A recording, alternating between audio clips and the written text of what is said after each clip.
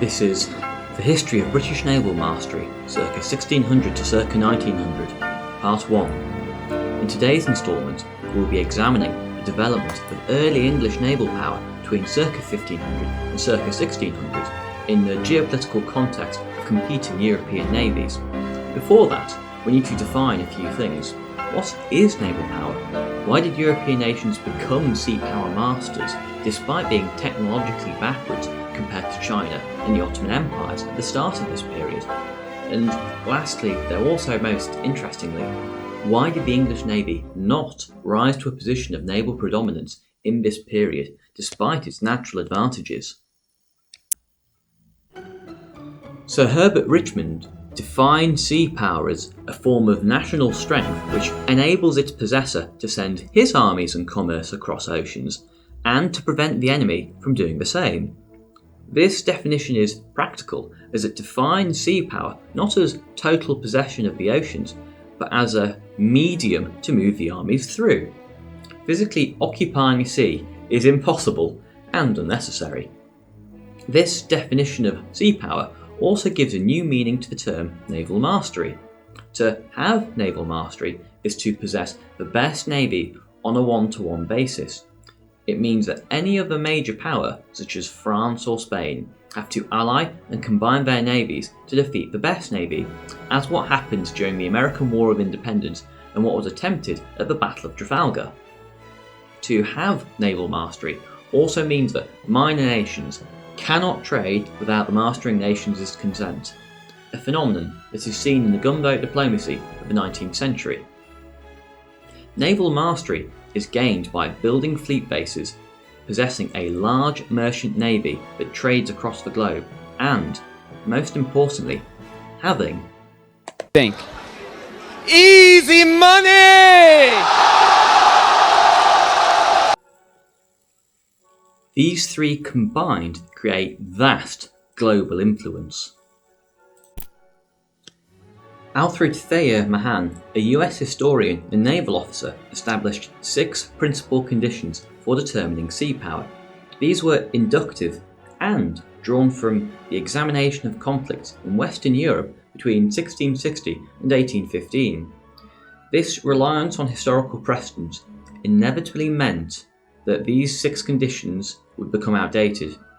He assumed sea powers' superiority over land power was eternal, despite this not being the case by 1900. However, these definitions are still fantastically insightful for the time. First, his geographic conditions. 1. Geography. Not very accurate, but what he means by this is the position of land neighbours and threats. Compare England, whose land neighbours, Wales and Scotland, were militarily and economically inferior, to the Netherlands, who are under constant threat of invasion by the military superpower of France. Second, the disposition of water. This means whether the country's geographic location flanked trade lanes, as did Amsterdam and Portsmouth. Third, the extent of territory. Whether one possessed a united seaboard.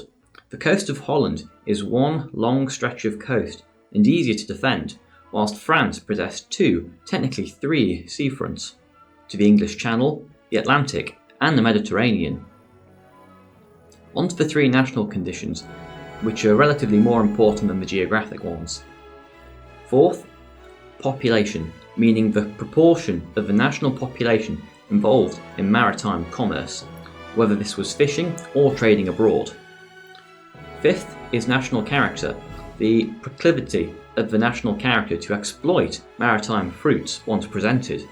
For example, whilst the British were a nation of shopkeepers, according to Adam Smith, ready to expand their enterprises abroad, the French inherited a tradition of continental expansion going back to Charlemagne and the Franks. Sixth, and finally, government policies, whether the government was fostering this naval and commercial potential through things such as low taxes or formal expansion of colonies abroad, ergo the expansion of markets available. Despite the enduring relevance of these 6 principal conditions, their flaws must be noted. First, they ignore the usefulness of a merchant navy, i.e. dominant naval powers do not merely build a military navy, they buttress their trade fleets and merchant navies with military navies, funded by the wealth brought through sea trade and subsequent economic growth. Secondly, the six conditions ignore changes over time. For example, during the height of the Pax Britannica, Britain's relative naval power was constantly in decline due to French shipbuilding, whilst her absolute naval power was also in decline due to the increasingly industrialised nature of land power. Paul Kennedy sets forth three key principles when talking about the rise of Britain to naval dominance. First, that naval rise is symbiotic with economic rise. The famous Pax Britannica was underpinned financially by the Industrial Revolution. It funded the hard power of a navy and the soft power of trade carried by the merchant marine. Second, that sea power's greatest influence was between circa 1500 and circa 1900.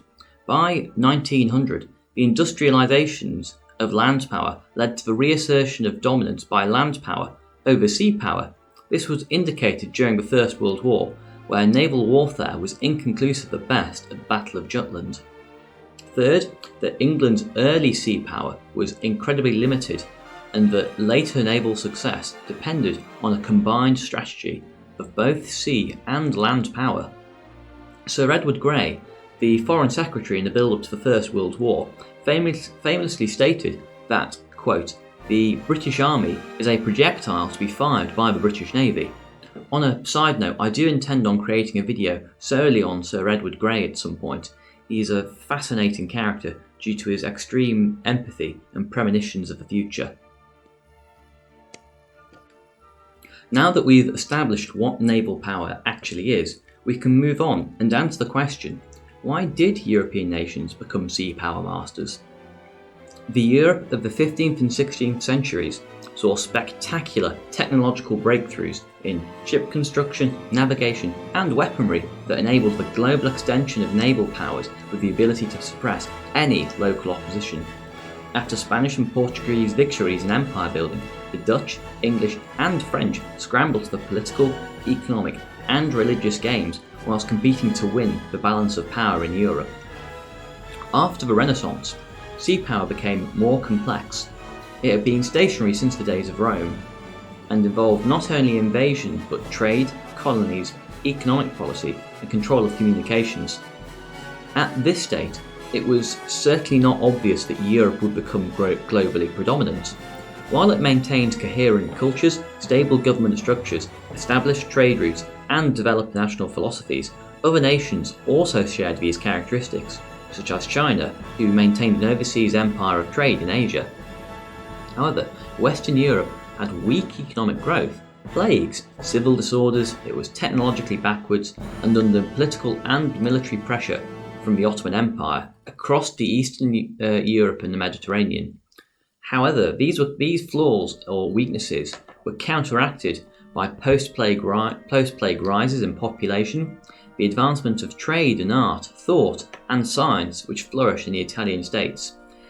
These developments were crucial to technological advancements. Concerning the means of expansion, we should now move on to the motives. After the fall of Constantinople, Portugal and Castile counter-Reformation expansion began with the aim of increasing their wealth in order to maintain the dominance of Catholicism in Europe. This led to attacks at Sicily and Granada, and the search for a sea link around Africa to threaten the Ottoman monopoly over the spice trade. But the fall of Constantinople is greatly exaggerated in historiography as the cause for naval expansion. Trade in Levant continued to flourish despite the fall, and only in the 17th century did European trade to the New World eclipse the Old World trade. European political, economic, and religious rivalries led to a naval arms race that increased the technological gap between Europe and the rest of the world, for example, causing specializations of ships, standing navies to be introduced, and sea communication to become widespread. In terms of naval shipbuilding, changes in hull design, in rigging, and in rudders increased the size, reliability, and complexity of ships. In terms of navigational developments, new techniques such as the use of the quadrant, the magnetic compass, and marine charts led to more reliable navigations available for oceanic voyages, encouraging them. These were particularly exploited after the defeat of the Ottoman fleet in 1501, as global coasts were shown to be now vulnerable to firepower. And finally, and most importantly, the advancement of technology and weaponry. China had already developed naval shipbuilding and navigation techniques, enabling them to trade with the East Indies and Africa. Weapons enabled the ability to hold coastal territory. Western European princes and merchants had the will and the firepower now to expand and crush opposition on the ground. Europe, Asia, and the Ottomans shared the same view that naval power was an extension of land warfare, a view which had been held since antiquity, for example the ram and the board, the corvus, and traditionally the hand-to-hand fighting at sea. However, European casting of guns in brass or gun metal created cannons that were smaller in size than monster cannons, but equally powerful and reliable. Despite these advancements, however, colonial power was still limited to coastal areas. These cannons acted as ship killers, meaning that boarding was no longer needed. This led to a need for created stability of the ship for accuracy, leading to the creation of the image on screen, the galleon. Essentially, this design remained the same until the end of the Age of Sail and the beginning of production of steamships. This ship was clearly a huge game changer. At Da Gama in 1501, a smaller fleet of galleons were able to outmaneuver, outgun, and massacre the amassed Ottoman fleet.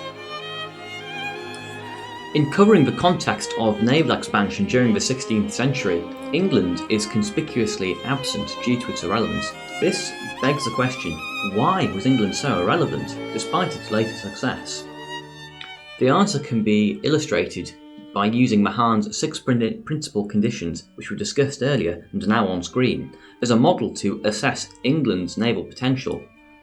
The geographic benefit of being separated from European rivals meant it could invest heavily into its navy due to the lack of need of a standing army. This was unique in Europe and contrasts heavily to the standing armies of the Habsburgs and the French. The only threats via land were Scotland and Ireland, which were dealt with through the Union of the Crowns in 1607 and gradual conquest respectively. Secondly, unhindered access to the Atlantic trading lanes made piracy incredibly profitable until circa 1600, but also made England well placed to exploit the increasing Atlantic trade. Thirdly, the abundance of good harbours on the south coast, flourishing maritime trade, rich fishing grounds, were complemented by a large source of iron ore used to craft weaponry. The icing on the cake was that the vast, extended coastline of Britain was surprisingly defendable due to the funneling of ships caused by the positions of the English Channel and the Irish Sea. Mahan's 3 national condition parameters best explain why the English Navy was late to the competition for naval mastery.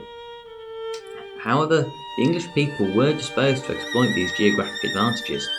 Previous expansion of ports due to trade with Europe gifted England the infrastructure to trade with the wider world. A population boom led to an absolute increase of those following the sea, so to speak. In 1475, the population of England was 2.25 million, though by 1640 it had swollen to 5 million. This absolute increase was aided by a relative increase in population. A wider faction of the population had become followers of the sea, so to speak. Moreover, a symbiosis of political, nationalistic, and economic conditions also aided English maritime efforts. Merchants urging the discrimination of foreign trade led to navigation acts protecting these industries. These economic incentives were the driving forces behind expansion, according to Paul Kennedy, though I'm more sceptical due to his overemphasis on economic causes and consequences. For example, whilst chartered companies such as the Levant and East India companies established navies, these only acted as reserves during the Armada attacks and did not aid in any serious measure the later rise of Britain to naval mastery. Contrary to Marx and Engels' theory that the bourgeoisie supplanted the aristocracy in this era, the old elites united with the merchants to form things such as joint stock companies. The aristocrats could invest their initial capital without having to bother to manage it, whilst the latter could invest this wealth to create even more wealth, leading to profits for both parties. This also led to an increasing sense of a national identity, but this benefit broke down during the early Stuart reigns, in part due to religious strife and civil war, going some way to explain why national conditions led to a failure to assert naval power. Proselytising was also a motive. For example, Sir Francis Drake always carried a copy of the Book of Martyrs on his voyages. Seizing Spanish bullion simultaneously became immensely wealthy and weakened Spanish resources in the counter-Reformation movements. But the English character did play a role. Self-confidence about future prospects led to perseverance in perfecting colonisations, despite the initial failure at Rhode Island and the harsh realities at Jamestown, which was founded in 1607. Political policies, such as those pursued by Henry VIII, encouraged commerce, leading to the building of dockyards at Portsmouth and Greenwich, the building of institutional permanence of the Navy by establishing the Naval Board. However, the Navy, despite being upgraded from a short-range channel defence to an ocean-going high seas fleet, this transformation was limited. Henry VIII did not anticipate the exponential relative growth of sea power compared to land power. This fleet was defensive and for economic protection. Queen Elizabeth continued the balance of power policy in Europe in the face of contemporary criticism from her admirals, who desired the total dismemberment of the Spanish overseas empire. They underestimated the inevitable French domination of Europe if England turned Spain from a leviathan into a second-rate power. This lack of contemporary understanding of her policy led to criticism of her investment in keeping the Netherlands free from Spanish occupation. England, frankly, could not contend with France or Spain on her own, and Elizabeth recognised this. Naval advancements towards 1600 limited the effectiveness of piracy. For example, Philip's conquest of Portugal in 1580 granted him control of Lisbon's galleons, dockyards and ports, enabling him to begin a gradual expansion of the Spanish fleet, culminating in the First, Second and Third Armada of 1587, 1596 and 1597 respectively. The logistic impossibility for the Royal Navy to blockade Spanish ports for more than 6 months of the year also indicated that sea power still had its limits. For example, between 1588 and 1603, despite massive increases in English piracy, Spain managed to import more wealth from her colonies than at any other time during her empire's existence. So, why did England not reach predominance in this period? Firstly, the failure in establishing overseas colonies is most important. Colonists often began searching for silver and gold mines before even establishing stable agricultural economies, causing starvation. Colonists were also further deterred by continuous war with Spain during this period. Secondly, is the failure of the admirals. Despite the fame of men such as Sir Francis Drake, they were pretty inept naval commanders in hindsight, failing to exploit strategic opportunities. Hot-headed and erratic, Drake abandoned the pursuit of a fleeing armada and its future attempts to invade England in favour of seizing the ship Rosaria. The 1589 Portugal expedition saw this hot-headedness repeated, as a similar opportunity to consolidate a naval victory was ignored in favour of a rash raid on Lisbon. Only by 1600 had admirals realised the need for a more strategic expedition to truly utilise England's advantages, leading to the successful blockade in 1603 of the Iberian Atlantic coast. Thirdly, and finally, the Dutch became predominant instead due to its possession of rich herring fields and its geographic and national conditions under Mahan's laws, giving its maritime trade and military navy a head start. Amsterdam mirrored all the advantages that London held due to its vast continental hinterland, leading to the underselling of English companies in the Baltic. Overall, the Tudor period saw the, quote, unfolding of England's potential to become a great maritime power. These central axioms of sea power were slowly being understood by England through this growing experience. That wraps up this episode. If you have any questions, criticisms, or requests for videos on a specific topic, please comment down below. That is all from these archives for now. Farewell.